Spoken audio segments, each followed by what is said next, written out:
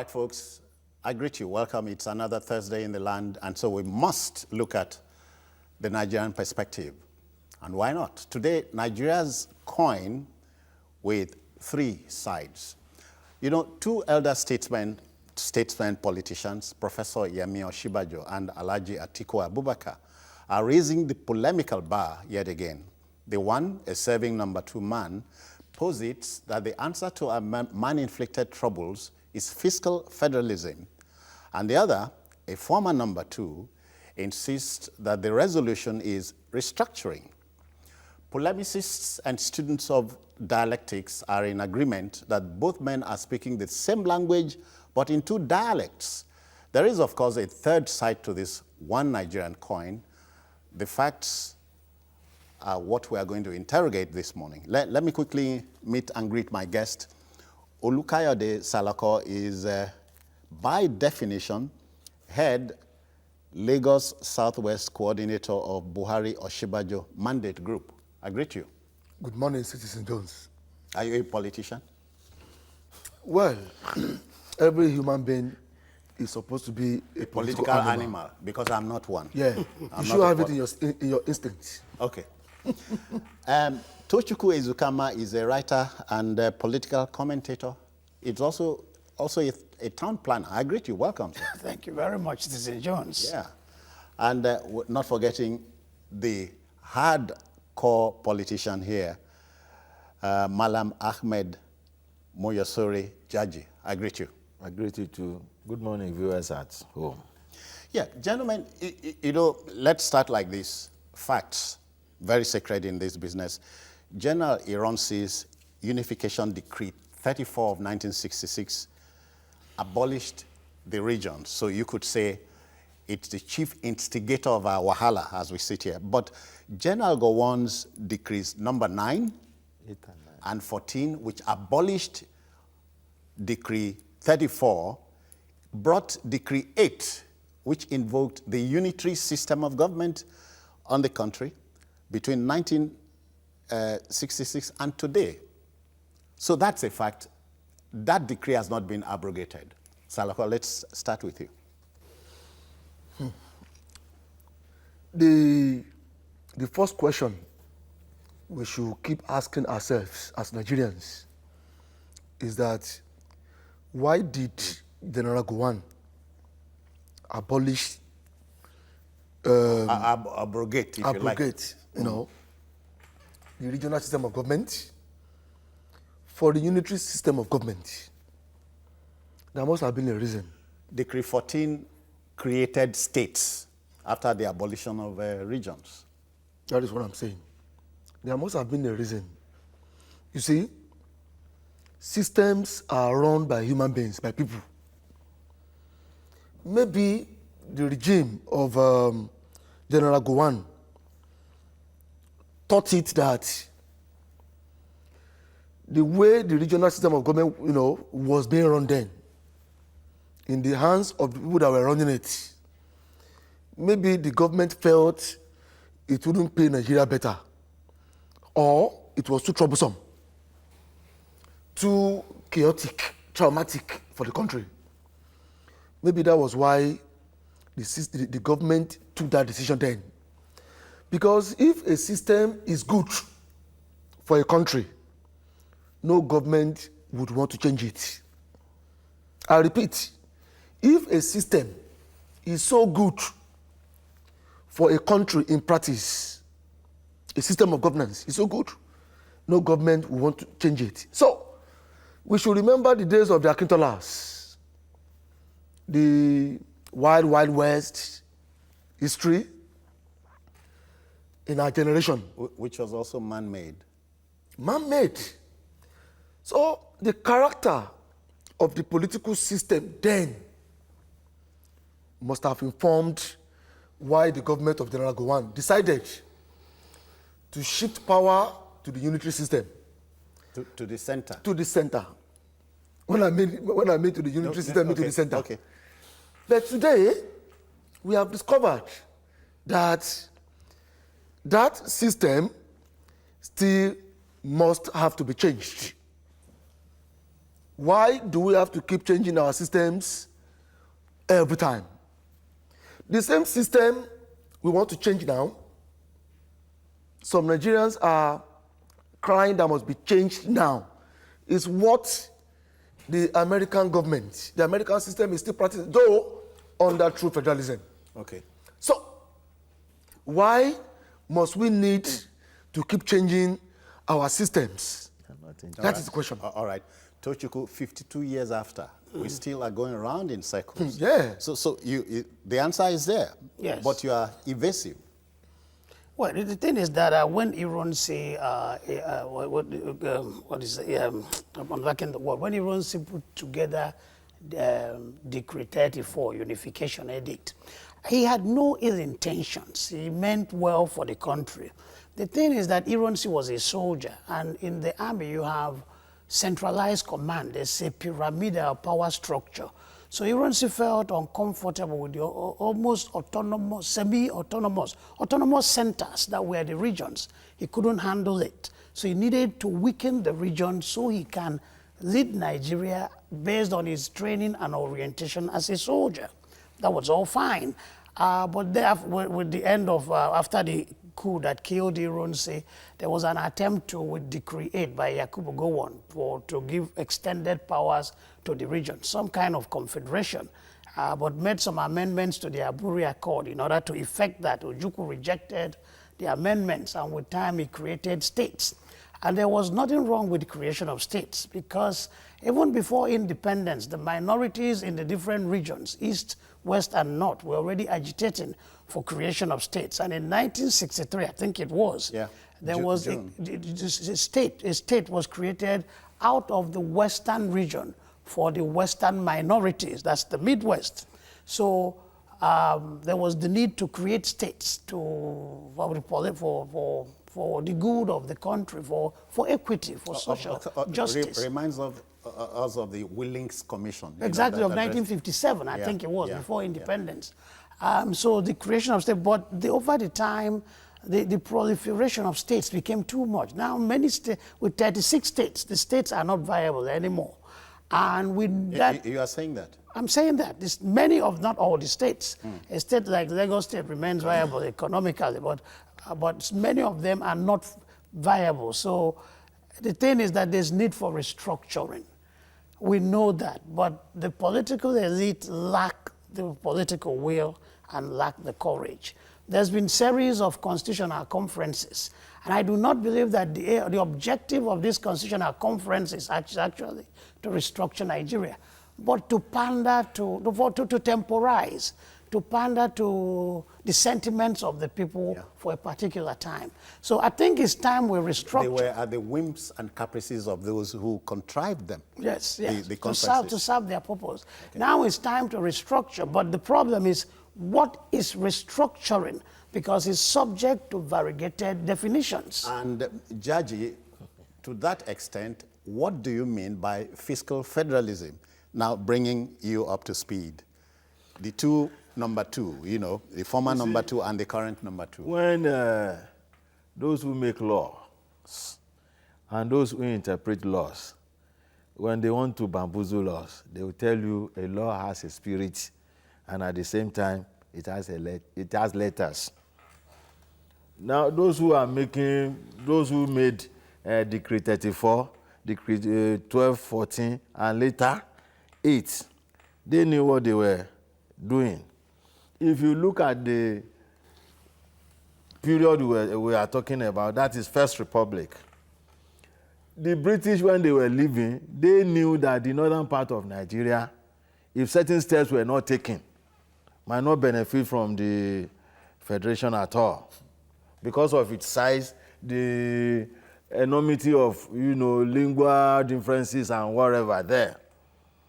And that was why they made it that the center will be taking at least what the regions will make. Even at that, Chief Awolowo never took any money from the center. 50% of what he was making was sent to the center. And he used the remaining 50%. Also tell the viewer, in the same spirit, that Awolowo relied heavily on the 1963 Republican Constitution, you know, which is what we are talking about today. The whole gamut is about fiscal federalism. How do we get money to run this federation?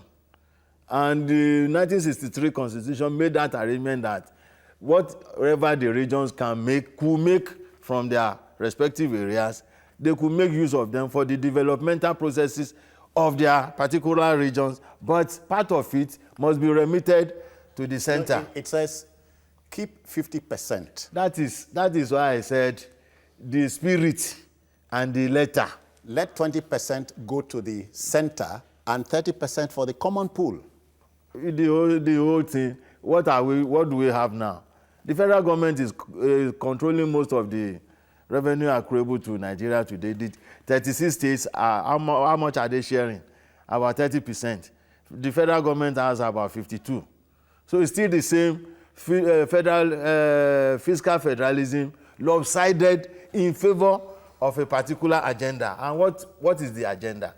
The agenda was, when the coup took place in 1966, we knew how lopsided it was in terms of those who were killed and whatever. Some people reacted in July 1966.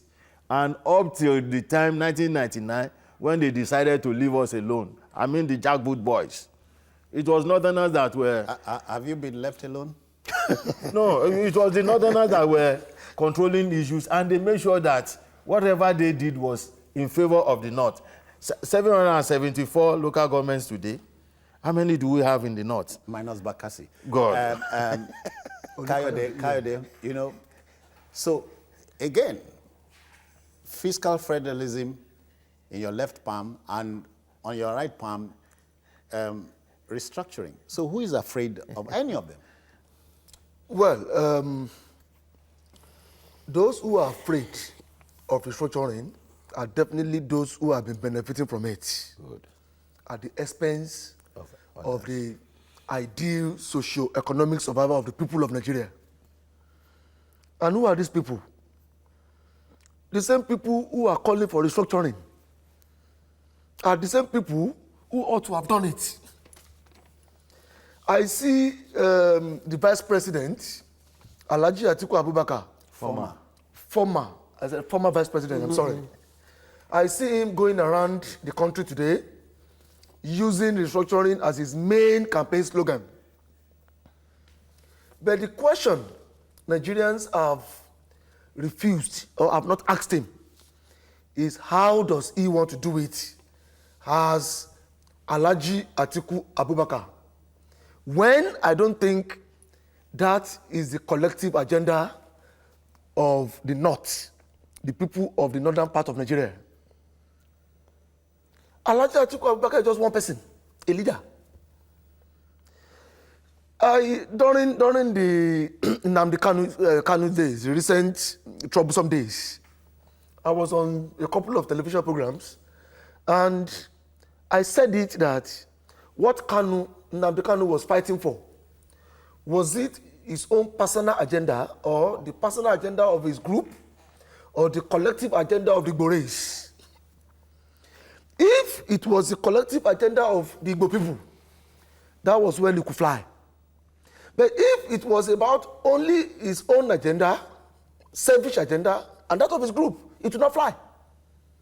And we all see the way it has played out. It has not flied.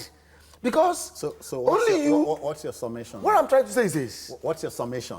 What Alhaji Atiku wants now for Nigeria, restructuring, is that the collective agenda of the people of the northern part of Nigeria has the North agreed? Is that the agenda of the North? Is he speaking for the North? Because if there used to be this impression created, rightly or wrongly before now, that there was a monolithic North. Yes. Do we have a monolithic North in 2018? Do you think so? Well, I don't know what you mean by monolithic North. Is Atiku speaking for the Northwest, North Central? Or Northeast? Or Northeast? But Atiku has not... Is there a core North? Atiku has not told us who he's speaking for. He hasn't. He has been going around the country using restructuring as his main campaign agenda. He hasn't even told Nigerians how he wants to achieve it. It is his right. That's why you must interrogate it. Yes. It is his right so to do. You see, my worry is this. Yeah. We've had presidents who have also touted this idea of restructuring Nigeria. We've had former President Olusegun Obasanjo for 8 years in Nigeria. A Southerner who was even supposed to be at the vanguard of the campaign for it. Effort to make sure that Nigeria was restructured then. He didn't do it. We had President Goodluck Jonathan. Thinking of late Dr. Ekweme? No. Sort of Obasanjo. President, No, former President Olusegun Obasanjo. Yeah, you said a Southerner. He was a Southerner. Obasanjo. He was a Southern president. Yes. Okay. Who Yeah, could have that's done what you it? Because it seems it is the southern part of Nigeria that actually wants restructuring even more than the north now. All right, let me pause. Tochukwu. Yes. Jonathan didn't do it, Obasanjo didn't do it. In his summation here, we touched on Nnamdi Kanu and your Igbo country. Was he representing the interest of the Igbo country? Nnamdi Kanu, yeah. Kanu. Yeah. And by the same token, you have a former, the Southeast, that has a party, APGA, founded by a former leader, late Dim Chukwemeka Odumego Ojukwu. But your same Southeast is not favorably disposed to the leadership of the Hausa Fulani, but they predominate the party. They are in the party. But APGA is nowhere. So who is playing what division and so on?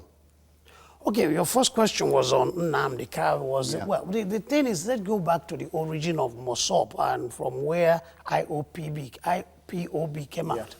I heard the MOSOP guy, Rafo Wazirike, said that when I started talking about Biafra, I did not know what I was doing. But because democracy allowed me the opportunity to express myself, I started talking about Biafra, and as people started listening to me, I continued. So that tells you about the motivation of MOSOP and IPOB. But because the Igbo man is agitated, the Igbo man is wallowing in self-pity and a sense of victimhood, they are looking for solace, something to hold on to. So when this guy started with their MOSOP and IPOB, it struck a chord, an emotional chord in their minds, and they followed him. But I have never believed that Wazirike or the IPOB man were for real, or that they were out to serve the interest of the Igbos. And second, you asked me about APGA and PDP. It's all about attitude. Attitude is the thing, it defines everything. Before the war, the Igbos had the attitude that Nigeria was a wonderful place. It's a place very good for us. We can strike it big in this place. But that was the Zik era, and Okpara era. When Ojukwu came to serve his own personal interest, advance his own ambition, he told the Igbos, that's my opinion. Okay. He told the Igbos that you are a harmless people. You are a blameless people, almost a saintly people, surrounded by wicked people, other ethnic groups of Nigeria that are out to exterminate you. They were lies, but they captured the Igbo man's mind. We are victims. There's a conspiracy among all the other ethnic groups of Nigeria to undo us. So that is affecting the Igbos. Before they try, till today? Even more so. Before they try, they believe the battle is lost. An interesting factor was President Buhari, who ran for office 4 times before he won. But he never for once said, I am being victimized. There's a conspiracy against me by other ethnic groups. There's a conspiracy against my people. The Igbo man has not tried to, no serious attempts in 1999. But the average Igbo man on the street believes that all the rest of Nigerians have conspired against an Igbo presidency. With that kind of mindset, how can you make progress in politics? It's not possible. So that's the problem of the Igbo man, the problem of APGA. So today, how do you situate the Igbo country or Igbo nation vis-a-vis restructuring and or fiscal federalism? Because it's part of it. We're part of it. Of course, the Igbos are for restructuring. The Yorubas are for restructuring. Middle Belt is for restructuring. Then my question is this: we keep blaming the Hausa North, the core North. If a disproportionate percentage of the country is for restructuring, why can't we restructure? Is it not a legislative process? Is it not with the Constitution and the law? The thing is that both of the, even those that are for restructuring and those that are not for restructuring, lack the courage, lack the political will. Obasanjo was in power for 8 years. Did he restructure? He didn't do it. APC in their manifesto told us about restructuring. They've been there for 3 years. Have they restructured? We are trying to. You're trying to? No, there is a plot to that. No, restructure. Jonathan Interrogate tried. that. Jonathan tried to restructure, but did not. APC is trying to, has Jonathan not. didn't want to so restructure. Until you restructure, Citizen. we don't believe you want to restructure. Citizen. Jonathan They didn't want to lack the restructure. political Citizen. will, He they didn't want lack to. the courage. You cannot build anything on nothing. Nothing, yeah. You said it earlier on now that this restructuring gambit, gamut, or whatever you call it, is a legislative process. It's not executive, whatever. Yeah. And you see, in our own peculiar situation, when a party strives to be in control of the National Assembly and at the same time the executive, the only reason is to have a seamless understanding of how to carry out party manifesto. APC has never denied promising, what do you call it? Restructuring. Restructuring. Okay. Yeah. And when President Buhari was asked about it, he said, go through the due process. Because that is characteristic of the man. He says it as it is. And the committee was set up. You cannot do anything. It's the legislature that will start the process. It's not an executive. It's a constitutional thing. business is to make laws. Yes, so it's not an executive constitutional issue. thing. But you dominate the legislation. What is holding you back? Wait, that is what we call causative factors. Those who constitute the leadership of the National Assembly, they knew why they joined the APC. But Tochukwu has a genuine point here. He's saying if you are controlling the National Assembly and the presidency, why won't you have a nexus that makes everything easy? in the real sense of it, is APC controlling the National Assembly? PDP controlled National Assembly. Is APC controlling the National? I didn't get. No, tell me that is why the lawyers will tell you there's a spirit. It's my opinion. There's a spirit. There's a letter. In spirit, is APC controlling It's a PDP controlled National Assembly. That's your estimation. From day one. Citizen, No. when you look at the letters, yes, APC is controlling the national, but in spirit of the system itself, is APC controlling? Where's Saraki today? Where's the other man? That's a recent phenomenon for years. They call themselves NPDP. NPDP. They call themselves NPDP even before the gale of the defection started. So who is fooling who? It's a legislative process. I'm not losing sight of the topic. Yeah. Nigeria's coin with three sides. The third side is the circumference. This third side is the edge of the coin, and Yes. I've made allusions to it. 1963 Republican Constitution answers all the questions we are raising today. Then why did we disrupt it? So why? Listen, section 86 of that 1963 Constitution, executive authority of regions provided. Section 140, mining royalties and rents provision. 141, it says proceeds of any royalty received by the Federation in respect of any minerals extracted in that region must be shared in an agreed percentage. So today, when you hear that illegal mining flourishes in the country, when we can actually, Ondo State has the second largest deposit of bitumen in the whole world after Venezuela. Yes. Kayode, Tochukwu, and Malam Jaji, we import bitumen from Venezuela. It's because if they are allowed, are we not importing fuel now? PMS. Failure of leadership. What stops Nigerian from, producing the same PMS and exporting it to other places? Those who are making the noise now, they started the problem. They've been in power with their all their life. misplacement of priority up till today. And they are trying to fool Nigerians, but thanks to the effectiveness of the social media, we are going to fight them. Of course. We will let people know that they are just playing politics. But do you know, our collective problem is this us and them factor. Yes. The problem. Us and them. Yes, You see, it is us and them now. Because there's no us and them. So See, should there be the us and the them? Yes. It should not be One by one. Defend it. Us and them. Who is benefiting from the Who is the President of us Nigeria? in the first place? The people of Nigeria.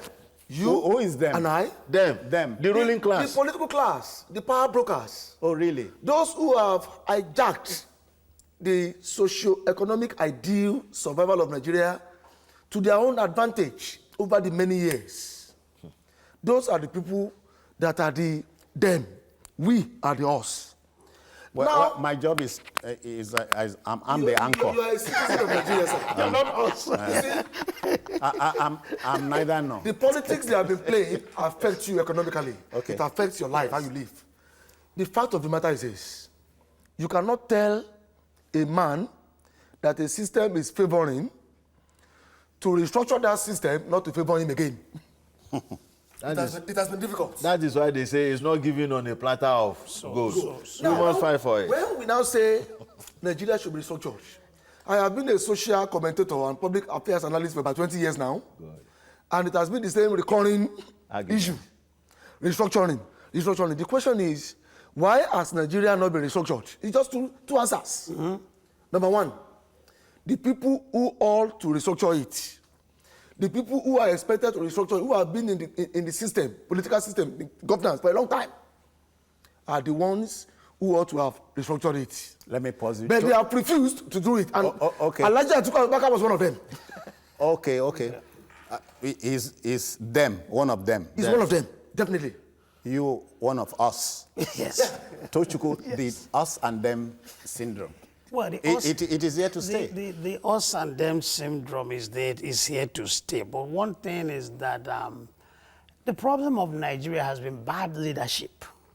Be it military rule, be it civilian rule, we've had this problem of bad leadership. And the character of the be political it system. APC, be it PDP, be it whatever political party, it's the same problem of bad leadership. I'm sorry, So we the have provoked the viewer. Emeka is the first man here. Okay. I greet you, Emeka. Good morning, welcome. Yeah, Mr. Jones, good morning. Yeah.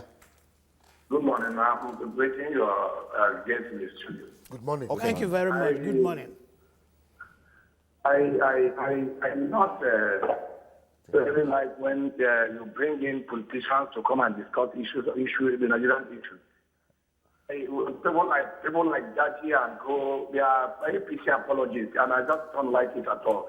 Nigeria has come to this level where everybody is down and suffering. All we discuss is this politics and politics. We don't discuss how we move this country forward. What else do we discuss about? Politics. If we don't have another thing to talk on how to move this country forward, people are dying on the street, people are suffering. They are talking politics. Emeka, help us. Emeka, hold on. Pretend you are on the seat here. What is your angle to the whole thing? Yes, no. If you can tell us in 30 seconds, are you there? I'm here. So if you don't bring politicians to discuss politics, who does it? Who discusses politics? What are politics given to Nigeria since the beginning of this So what should we discuss now? What have we gained than this issue of talking, and at the end of the day, there's nothing. Emeka, if you don't talk, what do you do? Go and carry If you don't talk, what do you do? You want to carry gun. No talk, nothing. People are suffering, and people are talking about. Emeka, I heard you first time, but thank you. What is that? Emeka, it's, for one, I like this intercourse, you and I. So what do we discuss now? How do we solve the problem? That is the trending issue. My question, the promises they made, this APC guys, the promises they made before they came to this power, that all of us jumped into, have they achieved anything? Have they achieved anything? That coming here to tell us that Buhari must say, that this one must say. We are not talking Buhari. Emeka, we are not discussing Buhari, please. if you have a preconceived, if you are taking a position, there's nothing I can do about it. But I thank God you are viewing in. Thank you. Please, can I react? Again, you don't blame Nigerians when they react like this. No. You see, ignorance is very blissful. And Mr. Emeka, you don't have a choice. So long as people like you he has a choice. No. He has a choice. Let me explain myself. No, he has a choice. So long as people like him stay outside the political process, the politicians will be calling the shots. That's the way it is structured in a democracy. The politicians are in charge of allocation of values and resources within the system. And if you are outside, you don't want to, they will be doing whatever they like. Emeka is just a metaphor for what the Southeast, Ndi Igbo, large percentage of them, what it feels about the system. No. We all grew up in this country. We should not allow sentiment to becloud reasonable thinking. Tochukwu, you share the sentiments of Emeka? Well, I can understand his frustration, but I disagree with him when he says we keep talking. If we don't talk, like you asked him, what should we do? Democracy is about talking. The democracy is talking. He says, and the change comes with talking. So if you sit down and shut your mouth, there will be no change. So the thing is that we need to keep talking. That's one of the things we can do, talk. And I was talking about we versus them. Bad leadership cuts across the board. We have bad leadership from the APC presidency, just as we had from the PDP presidency. So the we versus them is not political party versus political party. It's not South versus North. It's a greedy... A class struggle? Yeah. No. It's a greedy and insensitive power elite versus an impotent, docile masses. They have their problem, greed, arrogance of power. But the Nigerian masses do also have their problem, impotence. God go help us. We don't leave them to God. Like leaving your troubles at the altar and moving away. Yeah, so why leave them for God? God has done enough for you already. Do it yourself. Stand up. People in Egypt fought against Mubarak and removed him. Libya, they removed Gaddafi. Nigerians fold their hands and wait for God to drop manna from heaven. But if you study the great men of God, although God helped them, but they were tough people, no nonsense people. They acted, they did what was necessary. Sorry, if you permit that. Yes. I'm not raising any passion or emotion here. Yes. Great men of God like Elijah, Elisha, John the Baptist were thrown out, because they dared to challenge the system. They were radicals. Jesus Christ went and drove the people in the temple. Yeah. In Matthew 23, he said, woe to the Pharisees, woe to the scribes, woe to Jerusalem. Wasn't that talking? Wasn't that angry talk? Yeah. So we need to talk. We need to talk angrily. We need to rise up in protest. We need to challenge the powers that be, or there will be no change. Taking up arms because that's an I said that. I just dropped that because I'm told NBC is watching you. Lightning does not strike a place twice. Okay, If you should got that. Citizen Jones, our democracy is not our problem. Our democracy is not the problem. Where's the problem? The character of our political system, the peculiar character of our political system, and the peculiar character of our social orientation and mentality as Nigerians. Systems don't run themselves. People run them. This democracy cannot run itself. It is still we Nigerians who will run the democracy. Let me answer Emeka. Sorry, before you answer him, let me take Omotosho. He's in Abeokuta, Ogun State. Welcome, sir. Yeah, good morning. I greet you, sir. We are on. Hello, good morning. Yeah, welcome. Yeah. Please, I want to believe that this issue of restructuring that we are talking about should be the issue. Hello, good morning. Well, listening. I'm also from Abeokuta, please. Yeah. The restructuring should be a political party agenda. Hello. Abubakar cannot just restructure Nigeria. It's not possible. He's just saying what he cannot do. And I'm sincerely very sure that even the senator representing the senatorial district cannot do that. Hello, are you with me? Yeah. Are you with us? What Buhari and Osinbajo is telling us is that restructuring is not part of APC agenda. He never said so. He never said so. Omotosho, nobody told you that from the presidency. If you are following the discussion, That is just the fact. Omotosho, just a minute. No, hold on. Let's be on the same page. The current vice president, Professor Osinbajo, a proud Ogun State son like you, says we need fiscal. Hello? Are we in business? Are you listening to me? Yes, I'm with you. The vice president says what we need is fiscal federalism. But the former vice president is saying we need restructuring. But we are saying here, the two of them are the same language. If you tell us how you want to achieve that, because restructuring should be a process of the. Hello. Don't just forget the holdback. You go on, speak straight.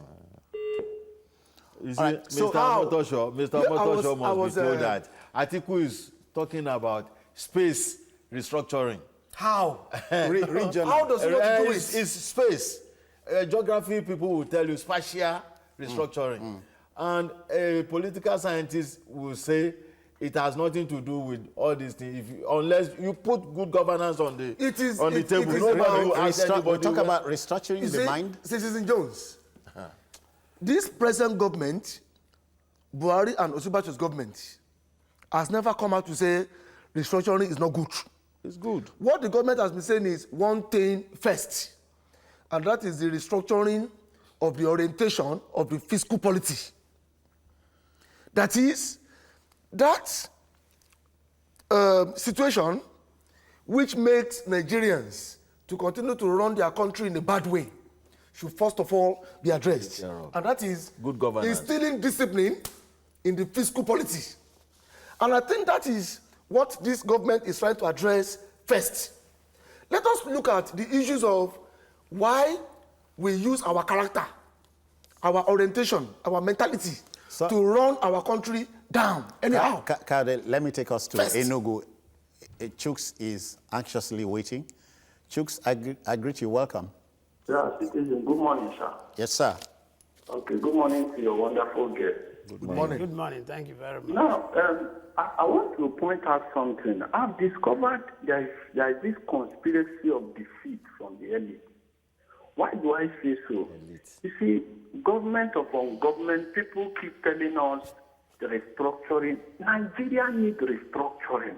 But we have not seen a leader who has a real template of the kind of restructuring we want. And will tell us, I will do this within so and so time.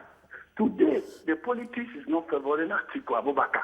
He's telling us about restructuring. Let me tell you, I can bet my own money. If he enters there, he won't do any restructuring.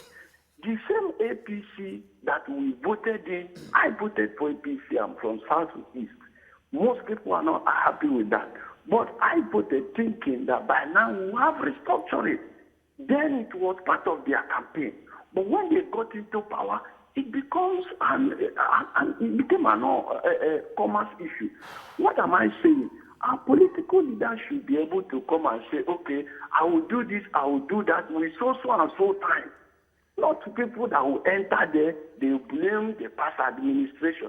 Because let me tell you the truth, even if, for example, I'm just giving you an example, if President Buhari does not return, mark my word, another party that will enter, they will just start blaming the past 4 years. They will forget what they have promised us. Chuks, hold on, Chuks, don't run away just yet. Okay. I'm tempted to ask you at this point, if you were president, vis-a-vis restructuring, what would be the first step to take? Well, the first thing I would like to see is to return the power to regions. So that they will develop. Good. By legislation or litigation? By going to court or by allowing the National Assembly do the job? Executive fiat.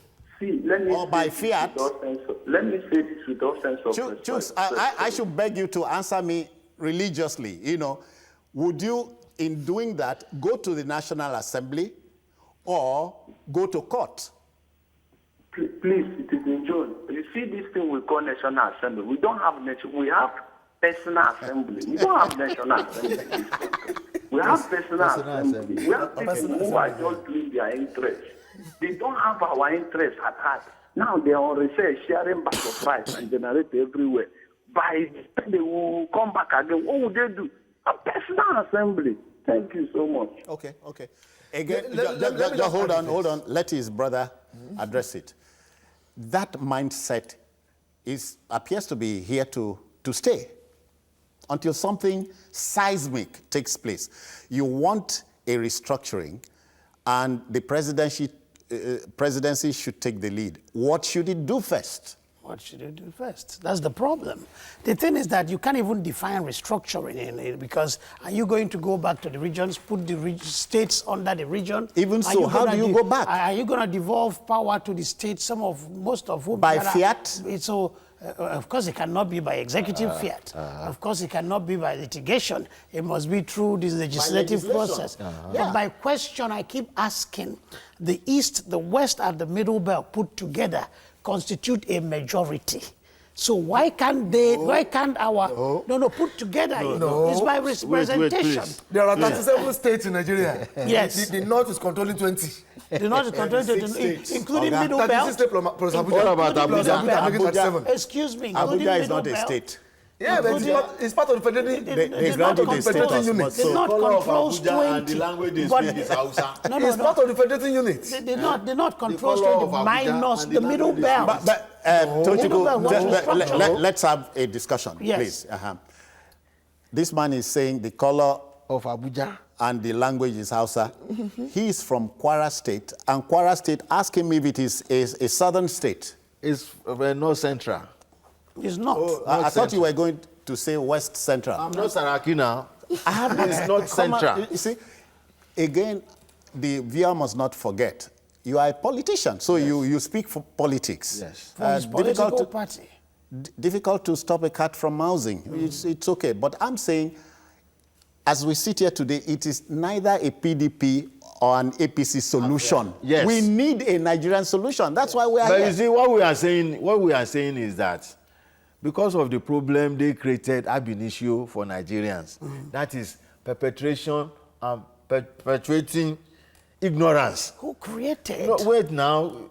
This thing Buhari started. was a part of the process. Excuse me. This All thing. Buhari has been a Excuse part me, of the sir. process Excuse me, sir. all along. Buhari wasn't given chance. This thing started wasn't from given chance. 1966. All right. The Northerners, they seized the power. Let me say it openly now. They didn't the seize power. you go open. NPC Hold on, was hold the on. majority. Hold No, on. which APC? Gentlemen, come on. Let's be NPC. orderly here. Please. I'm in charge here. Okay, yes, sir. Let me take Olayinka. He's waiting for us. Olayinka, you are welcome. Yeah, good morning, Mr. Citizen. I greet you, And sir. you're in the studio. Good morning. Yeah, I want to thank you all for discussing such an important topic, a necessity in this state. Unlike the other earlier caller that said you guys are talking and talking. If we don't talk about it, should we carry guns? Back to the topic. Now, I need anybody to tell me any functional sector over time in Nigeria. There is no functional sector in this country. Nigeria is simply not working. We need to restructure Nigeria along the regional lines. Our problems are so obvious, but our politicians, whether APC or PDP, are like a two sides of the same coin. They don't have the political will. They might pay lip service to it, but they don't have the political will to restructure because they are the one gaining from this present system. That is my solution this morning. Thank you, citizens. Gentlemen, just before you say it as it is, just a minute. We are all in agreement that corruption is a common enemy. All of us, almost all of us in this country. Hold on. Social orientation. We agree that corruption is the problem. Yes. We are on the same page. Yes. But when it comes to fighting corruption, we are not on the same page. We alienate the president to fight it alone. I am with the president on it. Okay, but the modus. Well, And operandi. you see, in democracy, you fight them. I mean, you fight a cause constitutionally, and whose duty is it to really help Mr. President to succeed in this fight against corruption? And that is the Nigerian judicial system. The judiciary. The judiciary. President Muhammadu Buhari cannot just come to your house now, arrest you, accuse you of corruption and throw you to jail. Under a democratic dispensation, that is a process. Yeah. The only thing the president can do is when he hears about a corrupt person, he could invite EFCC to go and investigate the person. And when EFCC finds out that the person is culpable, it could be handed over for prosecution. So, sorry, just let's have a debate now. Yes. By the same token, you hear people say, rightly or wrongly, that inside the president's cabinet, you have corrupt people. Corrupt people. So, well, you see. No, have you heard it? Of course, Okay. I've heard it. What should the president do? There can't be a perfect government. There can't be a saintly government. There can't be a sinless government. There can only be a good and responsible government. I think, judging by where we came from that political system that got transferred to this one, there is no way we can have saints in anywhere in our political system. We agree that there are still some Nigerians who are inclined to corruption in this present government. But the leadership of the government matters. Is the president corrupt? No. Is the vice president corrupt? No, hold up. And will he keep... Hold up. Kayode, Yes. Let's be measured in our... Yeah. Okay. Let me take Okorafor. He's speaking from Arochukwu. Welcome. There is need for us to restructure. Now let's take this example. In Nigeria today, we export oil to other countries from South East. What are they doing?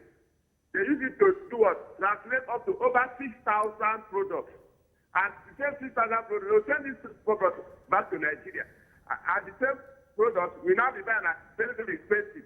From all this, the raw material from also 6,000 products are being refined and sent back to Nigeria. Now, people where all this are coming from, they are complaining. You don't have water to drink. You don't have good schools. You cannot eat good food. When you sleep, now look at the slaughter that is going on in the rivers. Nobody cares about it.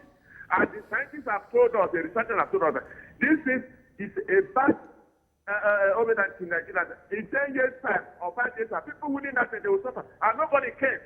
So that is why there is need for us to restructure. Yeah, we should call it Comrade Okorafor. What do we want in this country? And Comrade Okorafor. Whether it's Comrade Okorafor, everybody should be beneficial of what is happening in this country. Not the situation whereby you see that and be sleeping and be snoring.